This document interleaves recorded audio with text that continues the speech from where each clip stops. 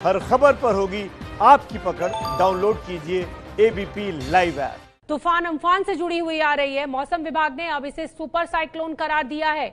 मौसम विभाग के मुताबिक अब अम्फान तूफान सुबह 11:30 बजे सुपर साइक्लोन में बदल चुका है। सुपर साइक्लोन में बदलने का मतलब ये हुआ कि अब इसकी रफ्तार बहुत ज्यादा हो गई है। इससे प्रभावित होने वाले इलाकों का विस्तार बढ़ गया है, यानी ये बड़े क्षेत्रफल में अब असर डालेगा, क्योंकि अम्फान तूफान अब सुपर साइक्लोन में बदल चुका है। और हम आपको बता दें कि साइक्लोन में बहुत तेज हवाएं चलती हैं, बारिश भी होती है और 200 किलोमीटर प्रति घंटे की रफ्तार है इस तूफान की। तो अगर आप तटीय इलाकों में हैं तो सुरक्षित स्थानों पर चले जाएं। हालांकि प्रशासन पूरी तरह से मुस्तैद है। प्रधानमंत्री नरेंद्र मोदी की अध्यक्षता में आज शाम 4 बजे बैठक भी होगी। मौसम विभाग ने कहा कि तूफान का रूप बदल चुका है, अब ये सुपर साइक्लोन का रूप ले चुका है। तो बड़ी खबर इस समय की, अम्फान तूफान सुपर साइक्लोन में बदला। 200 किलोमीटर प्रति घंटे की रफ्तार है इस तूफान की, और 200 किलोमीटर प्रति घंटे की रफ्तार से अगर तेज हवाएं चलेंगी तो बहुत मुश्किल खड़ी हो सकती है। इसलिए प्रशासन ने अलर्ट जारी किया है कि कोई भी व्यक्ति तटीय इलाकों में ना जाए और इन नियमों का पालन आप सभी को करना है। अगर आप उड़ीसा के तटीय इलाकों में हैं, बंगाल की खाड़ी में इस समय ये तूफान है और उड़ीसा और पश्चिम बंगाल की तरफ आगे बढ़ रहा है। तटीय इलाके सबसे ज्यादा प्रभावित होंगे इस तूफान से, अम्फान तूफान से। और चिंता की बात यह है कि अब ये अम्फान तूफान जो है ये सुपर साइक्लोन में बदल चुका है। प्रकाश सिन्हा हमारे सहयोगी और पिंकी राजपुरोहित हमसे जुड़ रहे हैं। पिंकी राजपुरोहित, अब ये जो नई जानकारी आई है कि अम्फान तूफान जो है वो सुपर साइक्लोन में बदल चुका है, तो किस तरह की तबाही की आशंका, क्योंकि हमें अपने दर्शकों को सचेत करना है।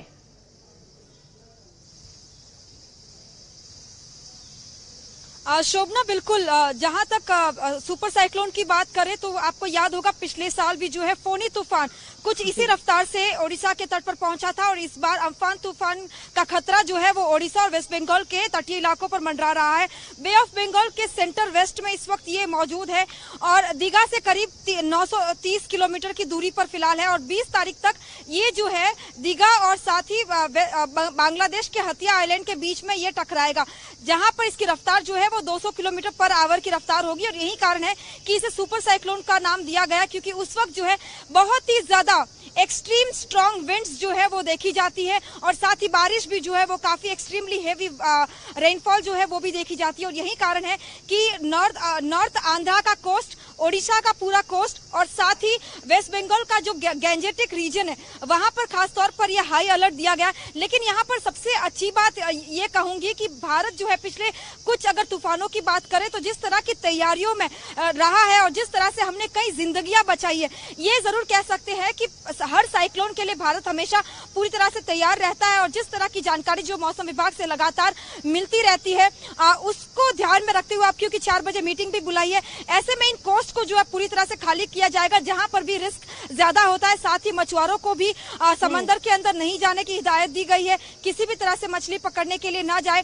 Odisha coast, West Bengal coast और नॉर्थ आंध्र प्रदेश, ये तीनों जो रीजन है वहां पर सबसे ज्यादा रिस्क फिलहाल दिखाई दे रहा है। जी बिल्कुल पिंकी राजपुरोहित, हमें अच्छी तरह याद है पिछली साल जब फोनी तूफान आया था तो उड़ीसा सरकार, पश्चिम बंगाल सरकार ने बहुत तैयारी की थी, लेकिन एंड मोमेंट पर हवा का डायरेक्शन बदला था और वो तूफान हल्का हो गया था। हम आपको बता दें कि अम्फान तूफान से सबसे ज्यादा असर उड़ीसा और पश्चिम बंगाल पर पड़ने वाला है।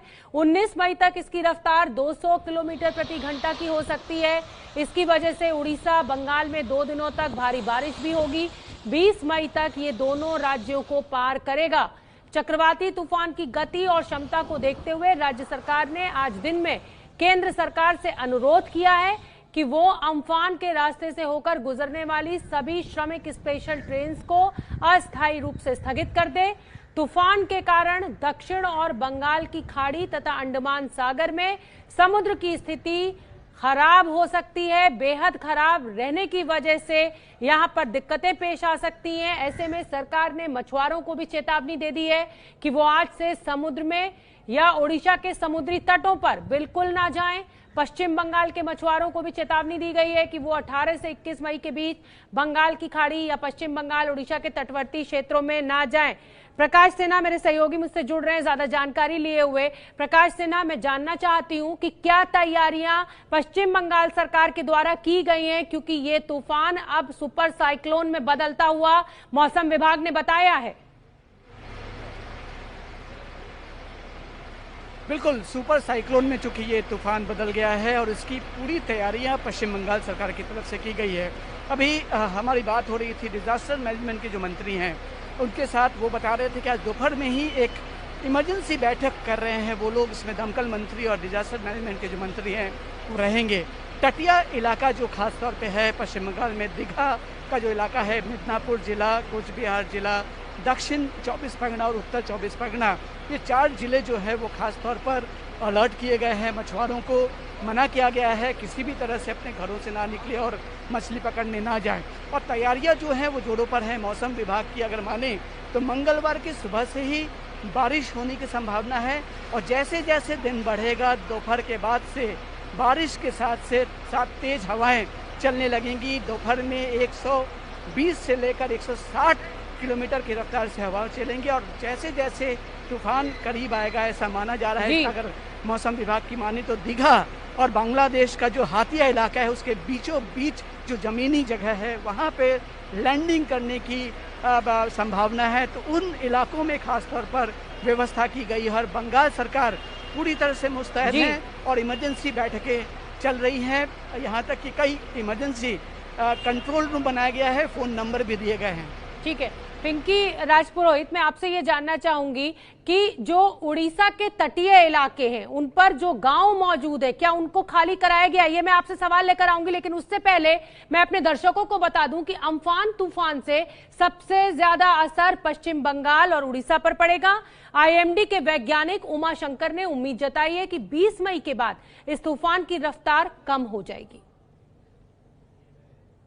दिशा में मूव कर रहा है अभी, तो हमारा एक्सपेक्टेशन ये है कि 20 तारीख को आफ्टरनून और इवनिंग के बीच में ये लैंड को आपका जो है बांग्लादेश का हटिया आइलैंड एंड आपका जो है वेस्ट बंगाल का दीघा उस एरिया से क्रॉस करेगा।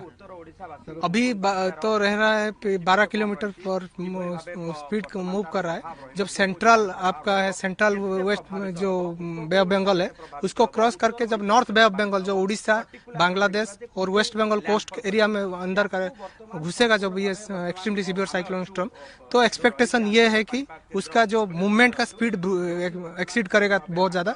लास्ट आपका जो रिकॉर्वेंचर होने के बाद अभी धीरे धीरे जो उसका स्पीड भी बढ़ रहा है, तो हम लोग का एक्सपेक्टेशन ये है कि 20 तारीख आफ्टरनून के बाद ये लैंडफॉल करने का चांसेस है। कोस्टल एरिया है, आपका ज्यादा बारिश होने का चांसेस है।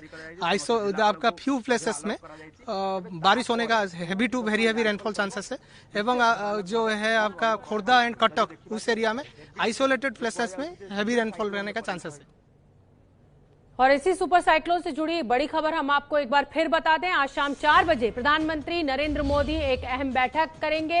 इस बैठक में गृह मंत्रालय और नेशनल डिजास्टर मैनेजमेंट अथॉरिटी के अधिकारी शामिल होंगे।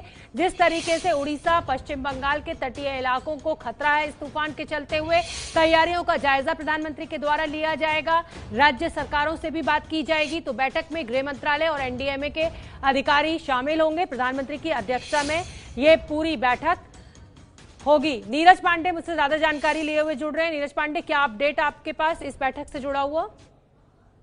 शुभ्रा, मैं आपको बता दूं कि प्रधानमंत्री नरेंद्र मोदी शाम को 4 बजे साइक्लोन जो कई तटीय इलाके में खासकर पश्चिम बंगाल, उड़ीसा जैसे राज्यों में साइक्लोन का खतरा बरकरार है, उसकी समस्या को लेकर आज एक समीक्षा बैठक उन्होंने बुलाई है। शाम 4 बजे अपने आवास पर वो इसकी समीक्षा करेंगे। गृह मंत्री अमित शाह उसमें मौजूद रहेंगे। रक्षा मंत्री भी जाने की उम्मीद है कि रक्षा मंत्री राजनाथ सिंह भी वहाँ पहुंचेंगे।